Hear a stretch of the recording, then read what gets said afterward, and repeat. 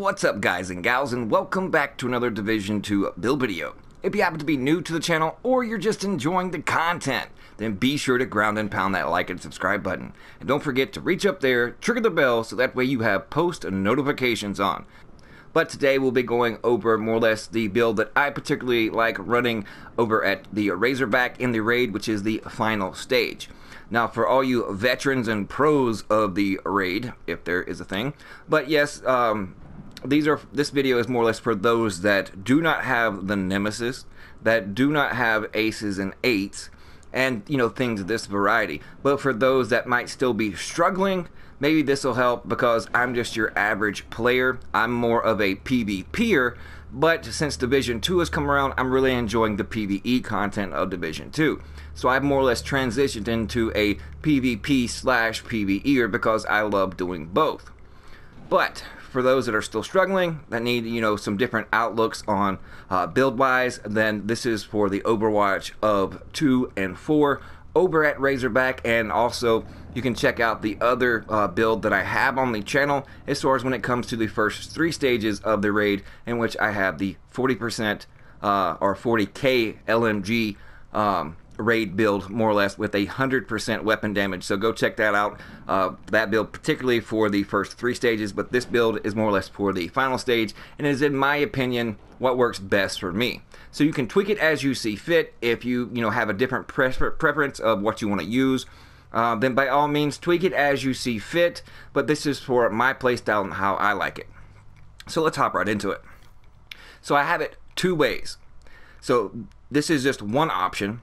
But let's say you want to be a little tankier and maybe just a little bit more damage to elites, then don't worry, because I have you covered there. And we'll be going over this version next. But for now, let's stick with this one. 2 custom P416s, well, I take that back, military P416. Damage is 25.3k, nearsighted, because it helps with my complete potato aim. And since this is not a crit build, then basically you getting free plus 35% stability. And then of course in the second slot, Allegro, and then recharged. While equipped, skills deployed at full armor have plus 25% duration, charges, and ammo. And the mods are as followed, but if you differ and have a different personal preference or opinion, then tweak them and change them as you see fit. 8% damage to elites, plus 20 rounds, plus 10% reload speed, 5% damage to elites. And then on my second one, for little more distance out of it as far as the drop off from the AR, if you're having to at least try to help out just what you can do on pads 1 and then 3. So it has Ranger on it, and Ranger is every 5 meters you are from the target grants plus 2% weapon damage. And then we have Allegro and then Everlasting, and the mods are the same as the first P416. Now let's go into the gear, starting with the chest piece. Decent chest piece, 14% total armor, 36,176 total armor, and then we have another 8% weapon damage, and we're utilizing Unbreakable. 70% of max armor is repaired when your armor is depleted. Armor kits used within the next 7 seconds are not consumed. Requires 11 or more defensive Legos, and we have 11. In the mod slots, we have 56-55 armor with 445 armor regen, and then 2.5% total armor. And the other mod slot, we have an offensive mod with 1.5% weapon damage, 2% pistol damage, and then 5% assault rifle. And since we are only using assault rifle, that gives us an additional 6.5% weapon damage to our AR. So for the chest piece alone, I know it goes up a lot higher than my 8%, but bigger can be choosers. But at least with that offensive mod there, that I'm still able to achieve 14.5% weapon damage just on my chest piece.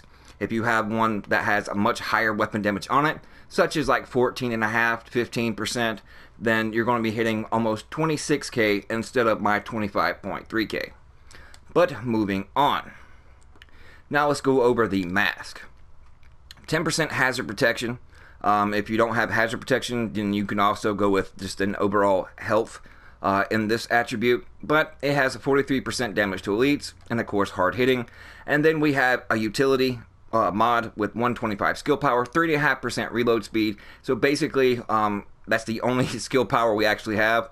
But, stacking as much reload speed as possible. Even just a multiple fraction can help out tremendously, even if it saves 0.2 of a second, especially if you only need to hit Boomer with one more bullet to finish him off while he's at his little computer thing. Now moving on to the holster.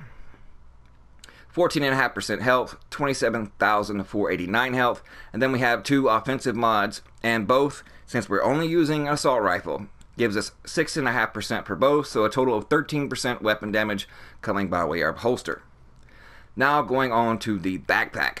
There are better backpacks out there, but this is the best that I've come across so far, and instead of Safeguard, I'd probably prefer Efficient. But as it is, follow 10,328 armor, 10% weapon damage, and then 16,668 health. Now if I could get a percentage-based armor here, or just an overall higher armor roll, then it would increase my toughness significantly. Then of course, we have another offensive mod slot giving us another 6% assault rifle damage, so just for our backpack, we're getting 16% weapon damage. And then we have another defensive mod with 5268 armor, 3% protection from elites, and then 2.5% total armor. Now going on to our knee pads. It is the only Fenris AB group that we have, and that gives us 10% assault rifle damage. The attributes are 11,460 armor, and then of course hard hitting and patience. Because when you're on Overwatch, patience definitely comes in crucial and clutch. That way you can help out your teammates even more, either with drones, NPCs, and it increases your survivability. Now on to the gloves. Summit gloves, and basically I was capped and could not roll any more higher damage on this particular piece. But like I said, if you want it this way and just prefer the more damage to elites over devastating, then by all means put hard hitting where I have devastating. But as of right now, 8% assault rifle damage, the 5% weapon damage from devastating, and an offensive mod slot, which is we get another 5% weapon damage going to our AR. Now that basically covers this particular one, but like I stated, I do have a different one. The only differences on more or less this piece, as you've noticed, is these two particular pieces down here. Now if you don't necessarily have some good knee pads with patience on them, or you want to be even more tankier, as you can see I'm almost 35 to 38 K armor higher, so my survivability is increased. My proc that I get from Unbreakable, that plus 70%, is a little bit bigger, but I have more damage to elites, and it's just 10%, but 10% definitely, sometimes can definitely make a difference. As you can see, I'm missing that 13% weapon damage coming on my holster, because on this particular one, I'm using a Fenris holster instead of the Gila holster.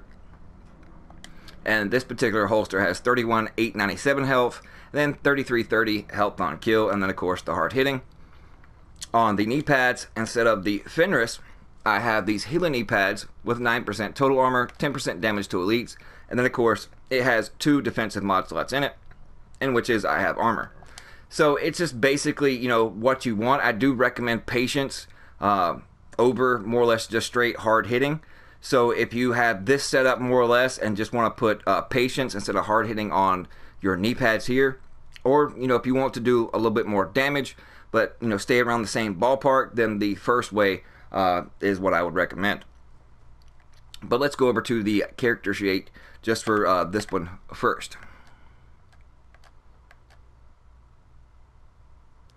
23,759 weapon damage, 27% all weapon damage, and then 48% assault rifle damage. And then we have a total of 86% damage to elites. Now going over the original version in which I had it, which is, like I said, it is my cup of tea and what I personally prefer, but it's all about what you prefer and your personal preference. So as always, tweak as you see fit. As you can see, it's the same build the first showed off, and it's 25.3k, and its stats are 25,321 weapon damage, and then we have that 3.5% extra reload speed bonus, and then 57% assault rifle damage, and then 29.5% all weapon damage, for a total of 88.5% all weapon damage going to my assault rifle. And then it has 76% damage to elites. So, I mean, if you want to even double up with another Fenris piece here, instead of, how I have it, as you can see, your toughness can more or less stay the same, but you're going to be missing out on that 13.5% weapon damage. So, it's all personal preference. I mean, you can bump it up to 96% damage to elites, or, for those reds that hop over on 2-4 and basically everywhere at certain stages of Razorback, then having that, all weapon damage is a lot better, just in certain aspects, and the purples as well, just because damage to elites do not work on them. So just base raw damage, the more you have, the faster you'll be able to mow them down. Now, in the places where I have devastating, if you want to go to precise because you consistently hit more headshots, then by all means go that route if that's your personal preference. But I'm on console, and with my complete potato aim, which is getting better, I might add, I consistently hit more body shots than headshots. So tweak it as you see fit. This is just my interpretation and my opinion on how I play it, and also the gameplay. If you want to see the full live stream gameplay, you can go check that out, as well as mentioned before, the LMG build in which I use on the first 3 stages. You can go check that out as well. But I hope you guys enjoyed it. Like I said, I'm just your average player. I'm not no professional when it comes to PvE. But for all those out there that are not, pros that may need a little bit of help, then, if I can't do it with the 2 builds that I've showed you here, then don't worry, you'll be able to do it too. But sometimes, and actually most of the time when it comes to the raid, it's not so much the build itself. It basically, the main component of the raid, it comes down to teamwork and communication. So remember that. But with the right team, right communication, regardless of your build, even if it's mediocre or, a little bit on the elevated side, you'll be able to do it. Just keep your chin up, hold your head up high, and don't worry, eventually you'll be able to complete the raid.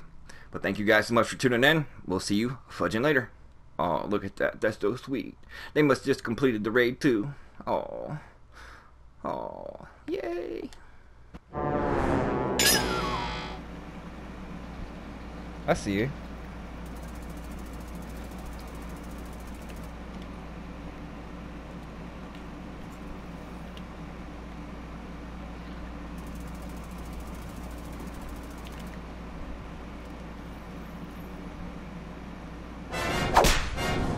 Wow, I'm half, dude. Wow.